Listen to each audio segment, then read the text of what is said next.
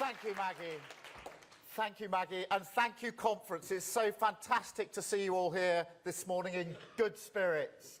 And it's such a pleasure to be here with my London Labour family. Really good to see you all in a city which knows better than some parts of our country the difference that Labour in power can make. From Hackney to Hounslow, Lewisham to Brent, we're standing by our communities in this cost of living crisis, making a difference. You see it right across the city. Cheaper bills on Waltham Forest and Enfield award-winning home insulation scheme, the safer streets in Redbridge, community enforcement hubs tackling antisocial behaviour, the primary school children no longer going hungry in Westminster, Labour Westminster.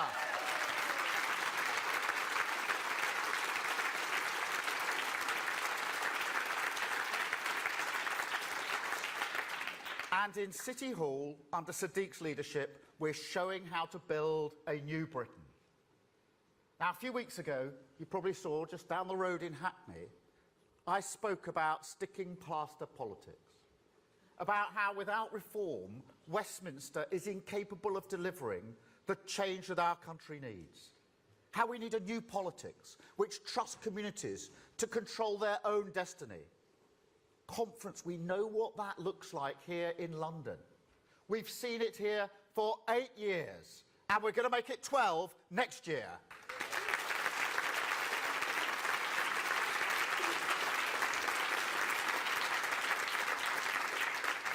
It's more new homes than at any time since the 1930s.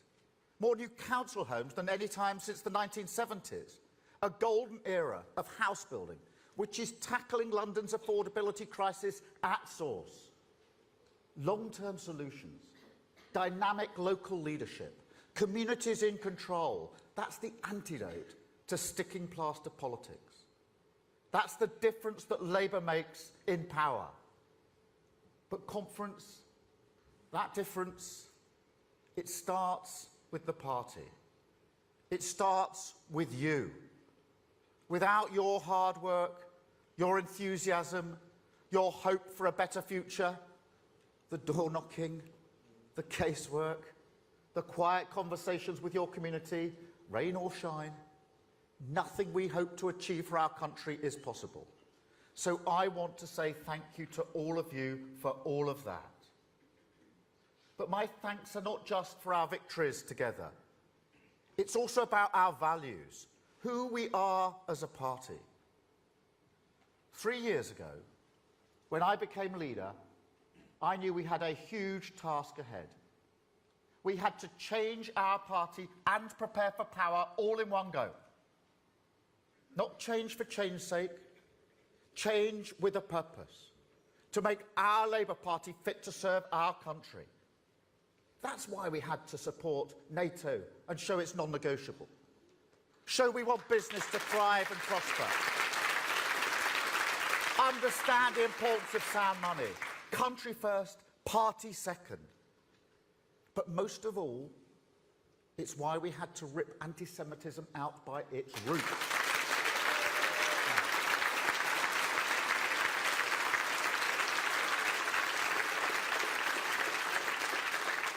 Now, this has been on my mind this week, of course it has.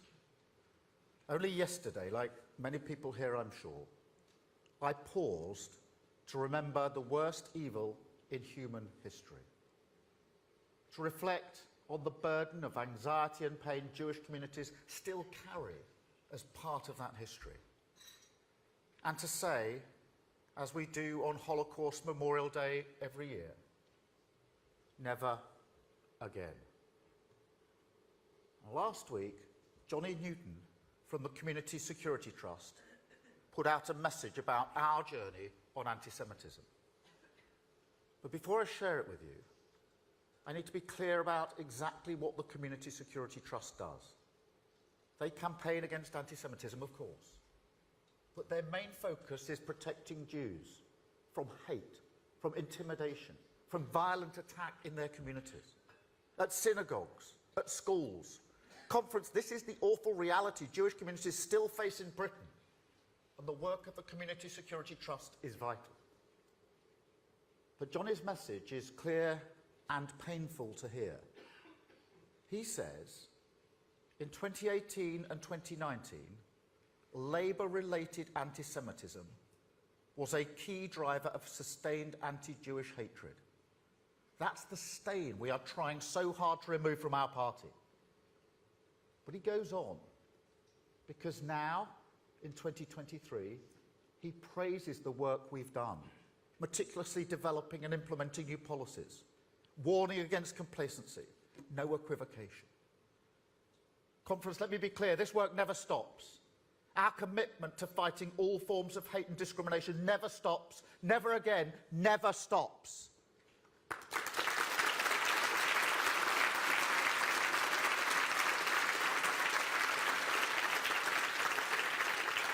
It's up to us, everyone here in this room, to keep up the work of fighting anti-Semitism and changing our party. Because if we stop for one moment, then we forego the right to change our communities, our cities and our country. That's what a party fit to serve the country means. It's why our victory in Barnet last year was the proudest moment of my leadership.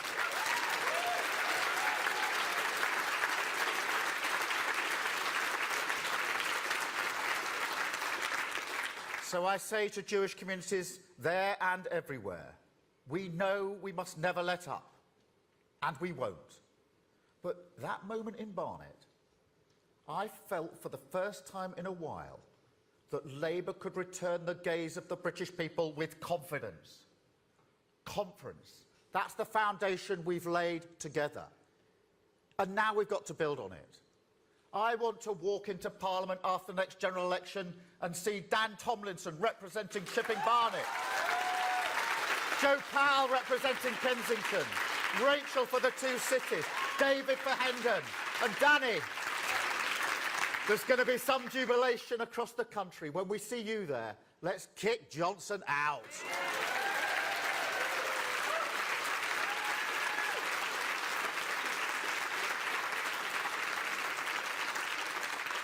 But Conference, make no mistake, we'll have to work for it. The Tories will never give up on power. That's not who they are. So no let-up, no complacency. Fight for every vote. Britain is crying out for change, crying out for decisive leadership, and we must provide it. Prove that we can be a bold, reforming government. Show not just what the Tories have done to Britain, but the Britain that Labour can build. A fairer, greener, more dynamic country, with an economy that works for everyone, not just those at the top, and a politics which trusts communities with the power to control their own destiny. Now, this is crucial. Economic change must go hand in hand with political change. We have an economy that hoards potential and a politics that hoards power. No similar country puts so much decision-making in the hands of so few people. And it's no coincidence. This leaves us with more regional inequality than anywhere else in Europe. No accident it leads to the moral bankruptcy we see played out every week from the Tories in Westminster. I'm not going to waste too many words on the Tories here. But the damage they've done to our country, to our finances and public services, to our reputation all around the world, it's immense. Sticking plaster politics will never end with them. They're not capable of the change that Britain needs. And as for the cynicism of what they'll do at the next general election, to try and claim some kind of political credit for the sacrifices working people are making now. As if the ambulance waiting times, the burglaries going unpunished, the mortgages through the roof are somehow not their fault. No. This is why we've got to rise to the moment. Give people a sense of possibility again. Light at the end of the tunnel. And look, let's be honest. This is going to be hard. Every policy we announce must be fully costed. The lesson of the last year is stark. Lose control of the economy and it's businesses and working people who pick up the bill. We can't let that happen. even when it puts a brake on things, good Labour things, we might like to do in power. We have to understand sound money in our public finances comes first. But at the same time, we must be bold on reform, on reconstruction, on national renewal. That's what the British people expect from a Labour government, and we will deliver. Because for all the challenges we face, I remain optimistic about our future. I believe in our country. I believe in our businesses. I believe in our people. And I believe in our spirit. So let's get on the doorstep and show people how we can change our country. Let's show them our plan for grassroots growth, how we're going to end the Tory era of low pay with our New Deal for working people, reform business rates to give our high streets a level playing field, spread economic opportunity and control out of Westminster to every community. Tell them about our partnership with business, a modern industrial strategy that will drive innovation, raise investment, harness the power of new technology and put it to work for working people. Let's explain that we would stop the energy price cap creeping up again in April, that we'd stop prepayment meters being imposed on people, and that the Labour Party would never sit on its hands when a fairer share from oil and gas companies could help working people in crisis.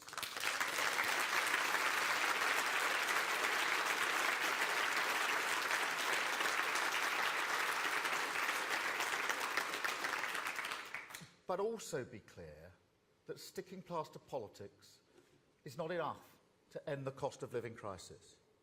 That we have to have a plan for the long-term cure. That we will insulate 19 million homes. That we will invest in the clean British energy that gets us cheaper bills forever. That will give our country energy independence from Putin forever. And with great British energy, that we will turn the golden opportunity of clean energy into the secure, well-paid jobs of the future for every community. But conference, be clear about this as well. Only Labour understands that you can't fix our economy without first fixing our public services. That's why we'll reform the employment service to get more people back to work. Give everyone who needs it access to mental health treatment within 4 weeks. Build a modern childcare system that supports parents and women to flourish. More police on the streets, more affordable housing, more support for our NHS. You know, one of the great privileges of being born in Britain, certainly for all my life, is knowing that if you get ill, if you have a serious accident, you'll get decent health care, whatever your circumstances. Not every country has that, and the anxiety it causes is huge. But when you've got 7 million on waiting lists and rising, when you've got to fight tooth and nail to get a GP appointment in 3 weeks' time, when you call an ambulance for a stroke and it won't get there for an hour and a half, isn't that precisely where we are? Conference, we can't let sticking plaster politics destroy our NHS. I won't stand for that, and Labour won't stand for that.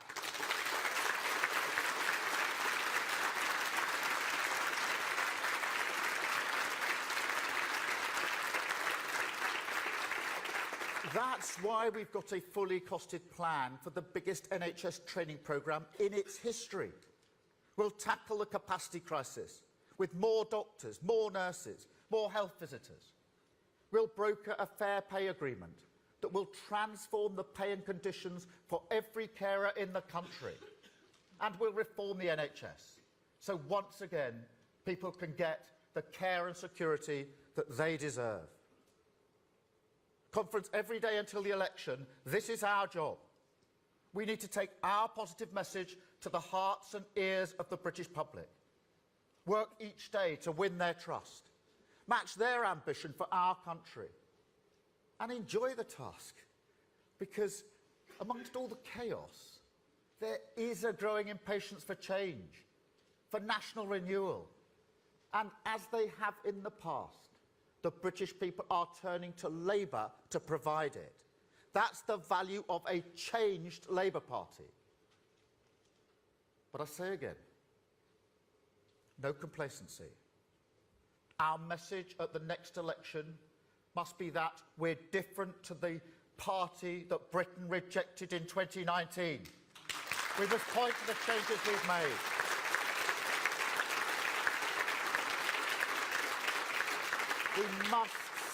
We must say never again will Labour be a party of protest, not public service. Never again will Labour fail to grasp that economic stability is the foundation of our ambitions. Never again will Labour allow hate to spread unchallenged.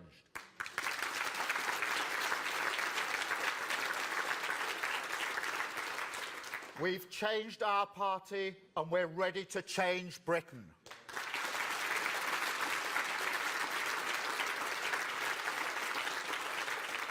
Ready to build a fairer, greener, more dynamic Britain, where working people succeed, aspiration is rewarded, public services work, communities control their own destiny.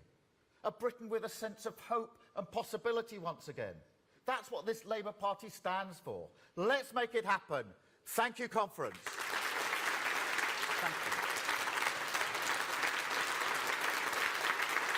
Thank you. Thank you.